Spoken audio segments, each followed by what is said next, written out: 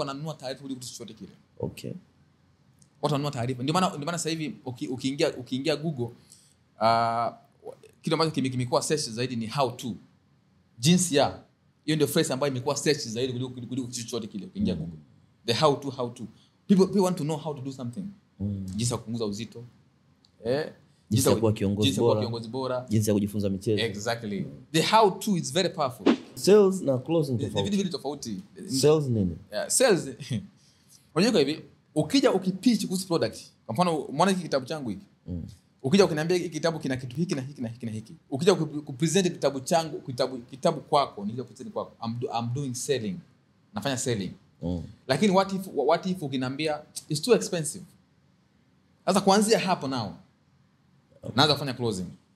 How can I handle objection? How can I make you understand kwamba hii kitu ni sahihi kwako na ulipie pesa bila kulazimisha. Hiyo ni closing. Kwa hiyo watu wengi hawana shida ya selling, wana shida ya closing. Kwa hiyo ujuzi wa kwanza wa kujifunza kama unataka kufanya biashara yote ile, no matter what you are selling, online ama offline, ni ujuzi wa kuuza. Okay. Kama unauza bidhaa online, unahitaji skills 3 za muhimu. Hizi za muhimu. Sorry. Skill ya kwanza, unahitaji skill ya copywriting skill. Uandishi. Uweze kuandika caption na matangazo. Kinachouza sio bidhaa, ni caption. Kinachouza sio picha, ni caption ya hiyo picha. Kuna kuuza bidhaa na kuonesha bidhaa. Watu wengi hawauzi bidhaa online, wanaonesha. Anapiga bidhaa picha anaenda post pale. Anaacha kupata likes na comments. Wako wengi sana. Exactly. That's the mistake. Kuna status kwenye nini? Hapo huuzi. Mtu ata like na comment upate order. Kwa sababu kinachouza sio picha, ni caption. Na hiyo ndio copywriting skill yenyewe. Okay. Kwa hiyo ukipiga picha bidhaa ukaipost kwenye social media, hapo hujauza, umeionyesha. Watu wata comment lakini hawatakutafuta kwa ajili ya kupata product. Skill ya pili unayohitaji ni skill inaitwa closing skill. Closing. Yes.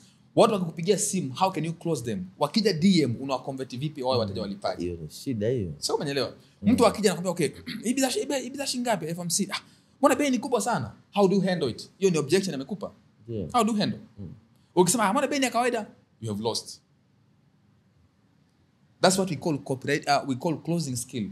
Jinsi ya kuwaconvert hao wateja walio kutafuta kwenye interest ya product yako kuwa wateja walipaji. Of course, prospect product. Yes, hiyo ni skill muhimu you must have. Yeah. Perception Tanzania imekuwa ni kwamba watu wanaweza kupata nafasi, mitazamo ya watu wengi. Wanaamini either labda upite katika entertainment, unaelewa? Au watu wanaosema wana ile attention. Tofauti na wenzetu kwamba leo hii unaweza kucheki mtu kama Michelle Obama. Ana podcast, ana vitu ambavyo anafanya. Anaingia katika kuuza vitabu. Yaani shifting yake kwamba kutoka katika ile kuwa mke wa rais. Yes. Umeelewa? Lakini unaona vitu anavyoweza akafanya. Serena Williams, umeona ni mwekezaji mkubwa tu sasa hizi. Umeona?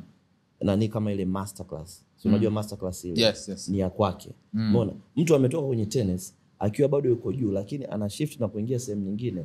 Anaweza kutengeneza attention na anafanya vitu vya msingi. Okay. Tanzania mitazamo inakuwa ni katika eneo moja. Pesa hazipo kwenye bidhaa. Zipo kwako. Your name, your brand. So una jina gani sokoni wewe?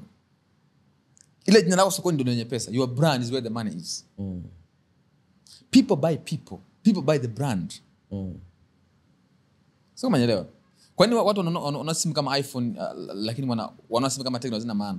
Kwa sababu jinsi iPhone ilivyokuwa marketed na jinsi ilivyowekwa sokoni. Sio kama iPhone ni bora kuliko Samsung, no? Ila ni marketing ndio inafanya ionekane bora kuliko nyingine. Okay. People don't buy the best product. They buy the best marketed product. Kwa nini wasanii wetu wakubwa au watu maarufu wakubwa wa Tanzania, kwa nini wakianzisha bidhaa baada ya muda zinakufa? Umeshakuja swali kwa nini?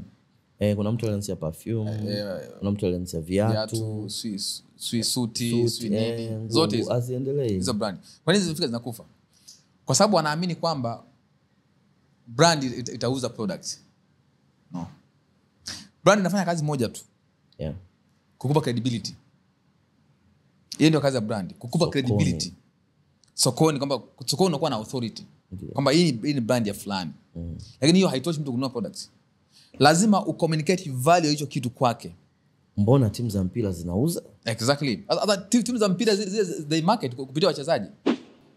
ili kufanya watu wanunue product yako kama una brand kubwa sokoni, inabidi uconvert our social following kwenda kwenye list ili uje kuuza product yako. List maana yake nini? Okay, hapo swali zuri. List ni either hawa watu waweke sehemu moja ambayo itakuwa rahisi communicate nao directly in a personal level. Kwa mfano, kwa wenzetu wa nje wanatumia email. Wanakusanya email za watu wengi and then wanaanza kutumia ujumbe kupitia email. Mtu anasoma email yake peke yake. Sisi huko unaweza ukaingiza watu kwenye WhatsApp groups. And then unaanza kutangaza product kule. Kwa mfano, niliona siku moja Simba walifanya hicho kitu. Walifungua nini? WhatsApp na nini zile?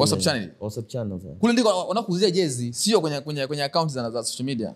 Kwa sababu wamemtoa watu kwenye social media, wametoa kwenye list. Hiyo ni list kijukwaa lako. Okay, au application. Exactly, ambayo you can mbona Mange atengeneze pesa kwenye Instagram. Atengeneze pesa kwenye nini? Application. Kwenye app. Kule kwenye app anapata namba yako ya simu na email yako. That's where they make money.